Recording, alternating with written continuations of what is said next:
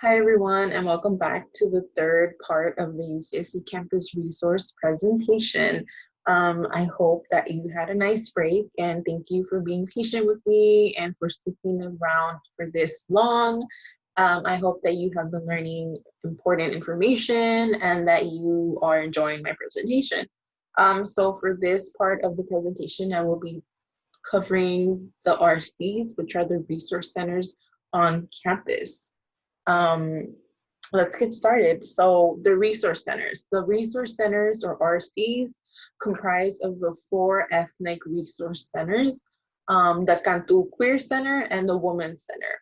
So each of the six resource centers offers students various services like academic, cultural, and community support and activities. Throughout the year, the RCs host programs and events that connect students and staff and faculty and community members, both in a professional and social academic setting. So the ethnic resource centers. Who are the ethnic resource centers? So the ethnic resource centers are the African American Resource Center, the American Indian Resource Center, the Asian American Pacific Islander Resource Center, El Centro Chicanx Latinx Resource Center. And all these resource centers are considered the ERCs, the Ethnic Resource Centers, right? And they're located above the Bay Tree Bookstore in the third floor, on the third floor. Their contact information. So if you want to contact the receptionist of the ERCs, that's the phone number on the screen. And you can also visit the resourcecenters.ucsc.edu for more information. Their usual hours are Monday through Friday from 10 a.m. to 5 p.m. So I'm going to talk briefly about what these resource centers represent and what they are about. So the African American Resource and Cultural Center. So the AARCC provides a wide range of support and resources and programs for the students who identify among the African diaspora at UCSC. They encourage and facilitate student involvement and success in campus life, student organizations, academic excellence, and community engagement. So the center provides leadership, training, and conflict resolution, advisement, and advocacy for the students who identify in the African diaspora community on campus. The American Indian Resource Center. So the AIRC, they're dedicated in supporting the needs of American Indian students, and also they are dedicated in increasing the Native visibility on campus by advocating students centered programs, cultural events, and tools for academic success and well-being. The center also serves as a vital link between American Indian students and the university and tribal communities that foster growth through mentoring and leadership opportunities and scholarly development. So the AIRC also serves as a supportive space for students to help ease the transition from home to campus life, So again, these ethnic resource centers specifically focus on students who identify with these cultural and ethnic backgrounds and identities. We also have the the Asian American Pacific Islander Resource Center. So the AA/PIRC Center, like they established in 1999, and they provide and enhance opportunities for developing leadership skills, building a stronger sense of community on campus, and linking students to community service opportunities on and off campus.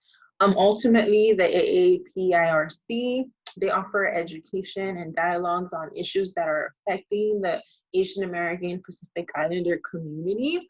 And they also address the different diverse academic and social, cultural, and co-curricular needs that these students need.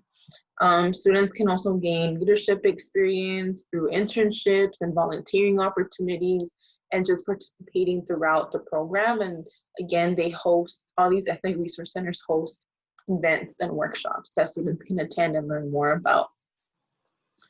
El Centro, the Chicanx Latinx Resource Center. So they promote critical understanding of Chicanx and Latinx within the United States and internationally. They like to basically offer an extensive programming calendar. So they have really great campus events or just workshops and programming that is really cool.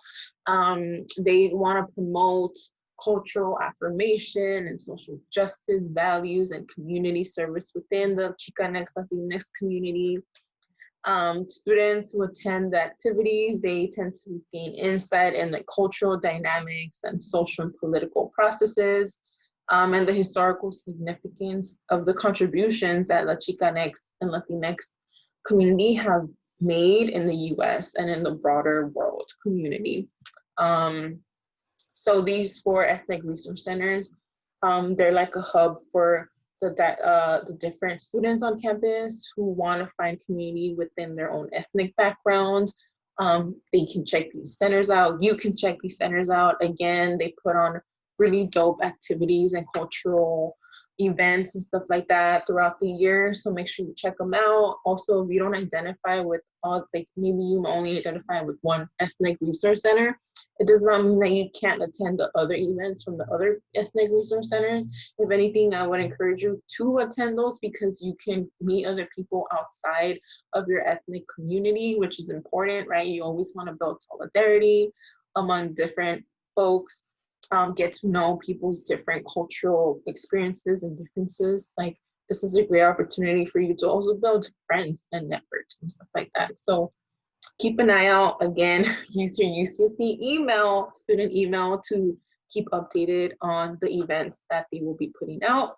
Again, because we are going through a pandemic and this is like the Corona edition, hopefully they'll be able to still continue to host events and workshops virtually.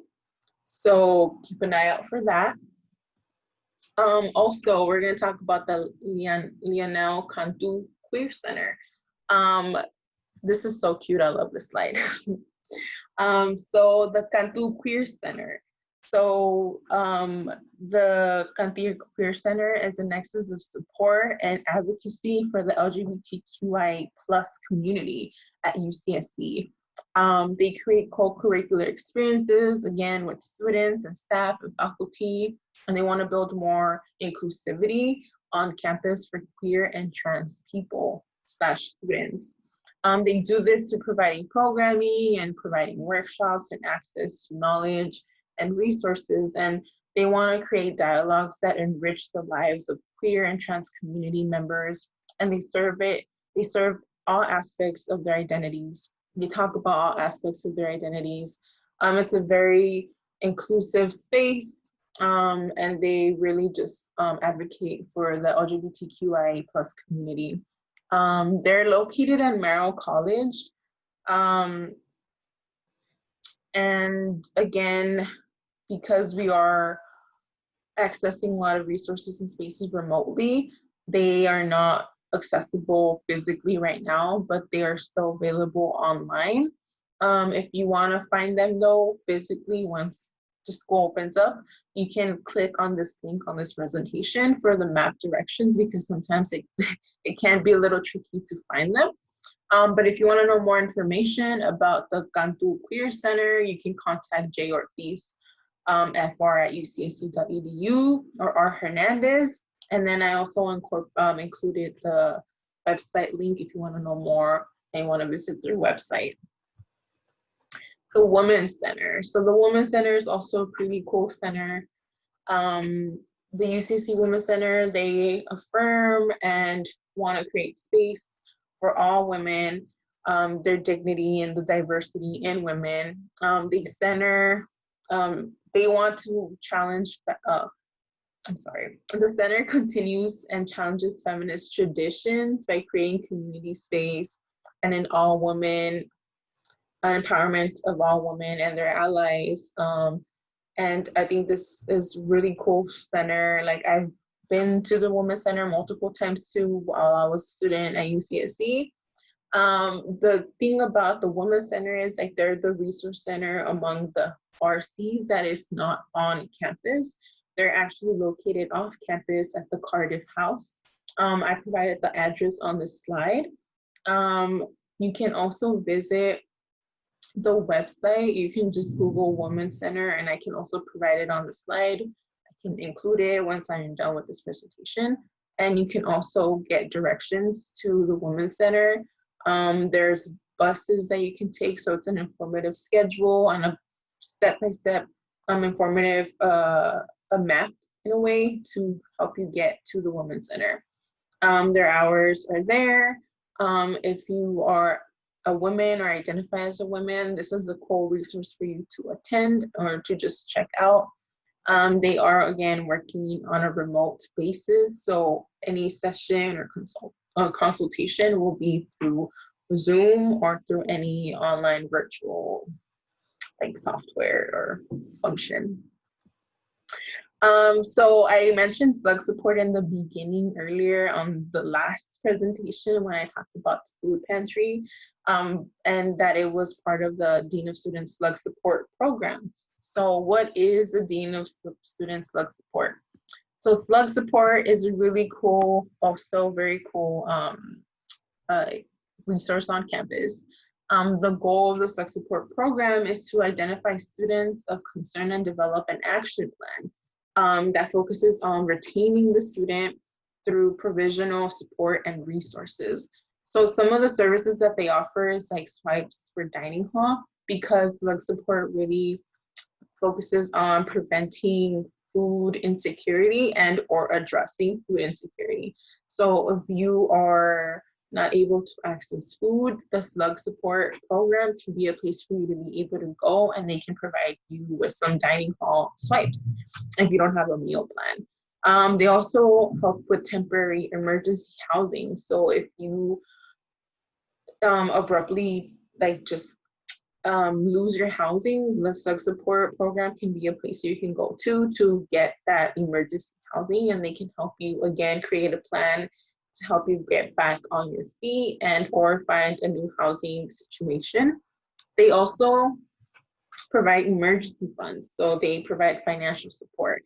I've actually tapped into these resources myself. I've gotten emergency funding from Slug Support, also from USS, and I know my other colleague has also made a USS presentation. So go check that out to know more about emergency funding and how USS can also provide you with that.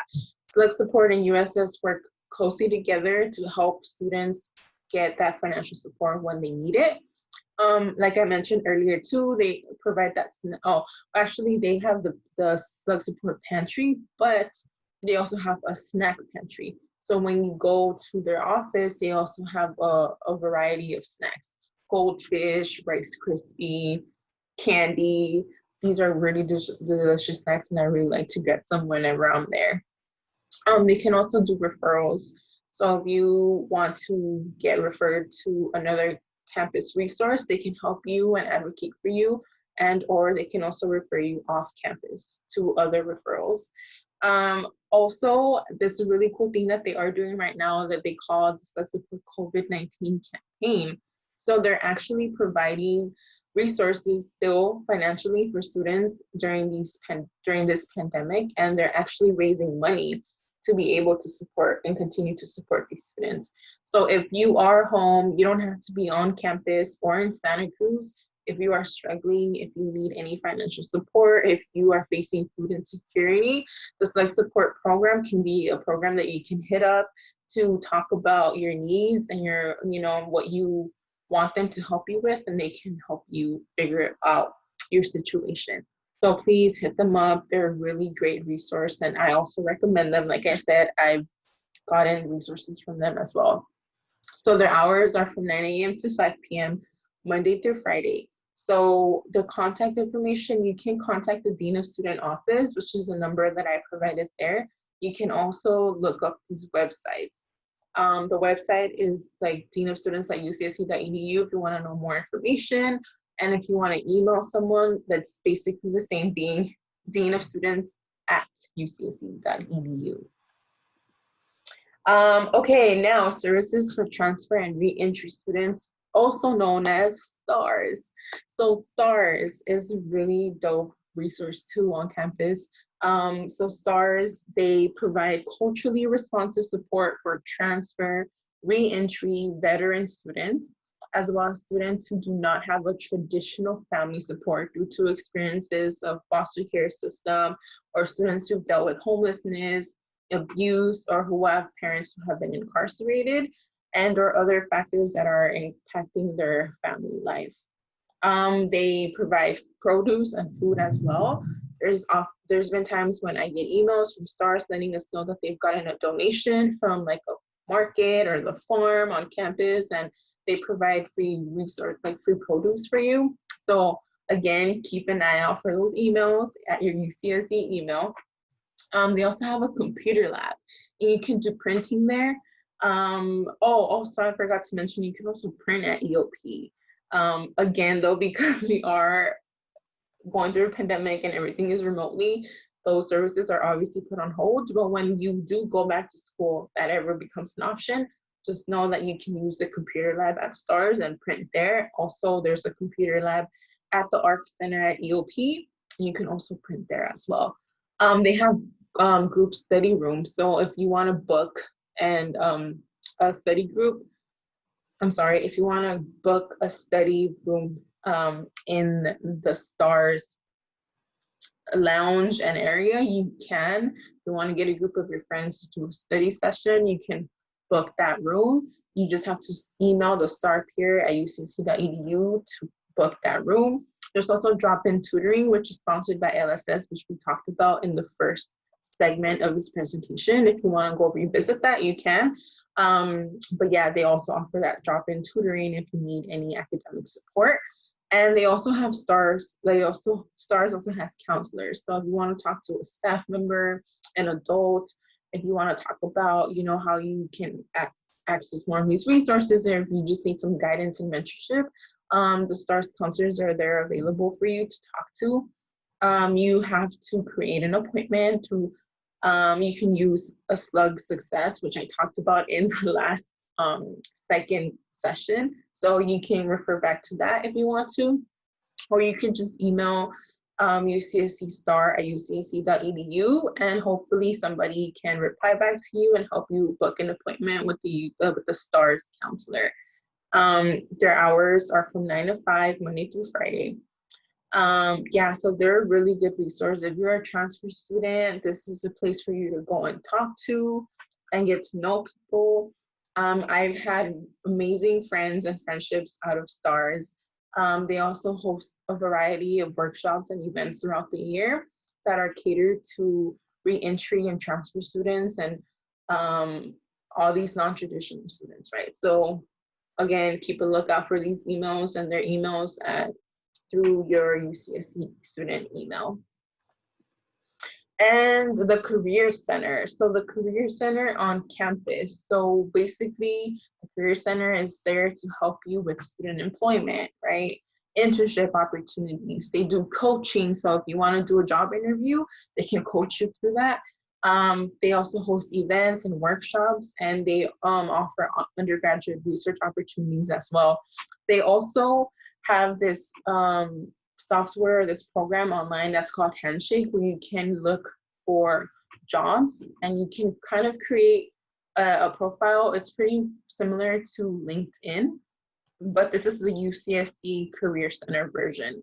So that's also pretty cool if you want to check that out. So the UCSC Center, again, they prepare students for what they want to do with their lives by developing relevant career skills. And their hours are from 8 a.m. to 5 p.m. Monday through Friday. And these are their contact information. You can also call that number in the screen if you need accommodations. Again, these might not apply to you at the moment because they are working remotely, but this is just important information for you to keep in mind. You can also visit careers.ucsc.edu for more information on their website, and you can also email them at career-center@ucsc.edu if you have any questions. There's also the First Generation Initiative. So the First Gen Initiative, they provide information and encouragement for and to generate first generation students by helping them identify and make strategic use of campus services. So it's also about building networks with allies and sharing interests and common goals, and to attract and be there as a support for first generation students. They also want to raise visibility of first generation students at UCSC. And I think this is a really important initiative to support, because oftentimes a lot of us who are undocumented, who we might be the first person in our family to attend college, and it might be a very scary situation, and we might not have the appropriate skills yet. Okay, just because you might not have the necessary skills does not mean that you will be forever in the dark. Like, you can learn, right? And that's what the First Gen Initiative attempts to do. They always help students help navigate the system, the UC system, the quarter system. They can also talk to your parents, because oftentimes I know that as first generation students, it's kind of hard for us to talk to our parents about college life, and they don't always 100% understand what it's like to be a college student. So the First Gen Initiative can help you facilitate or mediate a conversation with your parents if you want them to know more about what it means to be a first gen student. They're really cool. They also offer internship opportunities and programs such as EYP, PCDP, and CURET. CURET is also another research program that's under, I want to say EOP, but I might be wrong. Don't quote me on that. You can also ask Araceli and all the other USS interns for more clarification. The CUIP and PCDP. PCDP is a program under EOP. It's called the Professional and Something Development Program. Again, I apologize. I sometimes use acronyms. I don't remember all of them. And the CUIP is also the Chancellor Something Internship Program. So it's also another internship opportunity. Check those out, ask questions, talk to Araceli, talk to the USS interns, and they can provide you with more information on those internship programs. Or you can also hit up First Gen Initiative. They also have a winter welcome reception. So what that means is sometimes some students transfer in during the winter quarter instead of the fall quarter. So they make sure that they host like a winter welcome for these first gen students. Again, because as a first gen student, like going to college, especially moving away from home, it might be a scary thing. So it's kind of helpful and very important for first generation students and just undocumented students and just students of color in general to feel welcomed at a campus like UCSC. So they provide that. They also have fairs and events where they give out like free pins, and sometimes they raffle off like first gen t-shirts. They give out stickers. I have one on my laptop.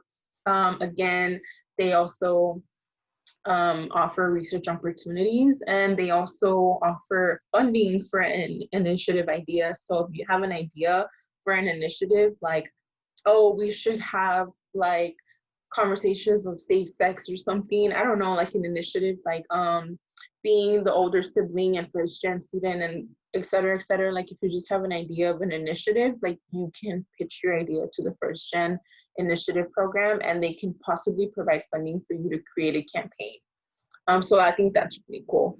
So their contact information is right there on the screen, phone number, email address, and then you can also visit firstgen.ucsc.edu for more information. So that's pretty much it for me. Thank you once again for sticking with me till the end of this presentation. Again, I hope that you did learn something, and I hope I did my best to be able to provide you with all these resources and all this information. A couple of last points that I just want to give to you all is, please don't be afraid to ask for help. This is why we're providing this information for you. You can't always do it alone, and if you need help, please don't be afraid to ask for help. Talk to the USS mentors, talk to Araceli, to other EOP counselors, reach out to all these other resources that I mentioned throughout these presentations. You are not alone. Use as many resources as possible, please. I cannot stress this enough. These resources are here for you to use, so please use them as much as you can, as many times as necessary. It's also okay not to know everything. Remember, be gentle with yourself. You are transitioning into a new lifestyle, into a new space. So please don't expect to know everything. It's okay to make mistakes. It's okay to ask for help. It's part of the process. Remember that you are not alone. Remember that you are smart. Remember that you are capable. And remember that you deserve to be here. Please always remember that. You earned your way here to UCSC.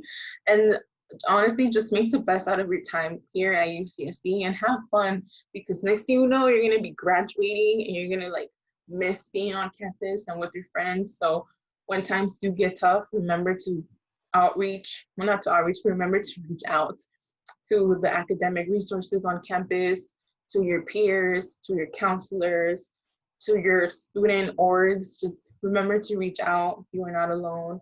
Make the best of it, make best memories.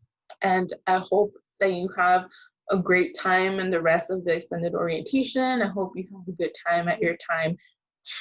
I hope you have a great time during your UCSC experience. And good luck, and thank you so much. And I hope to see you in person one day when Corona is over. All right, y'all, like be safe, be well, and I'll see you later. Bye.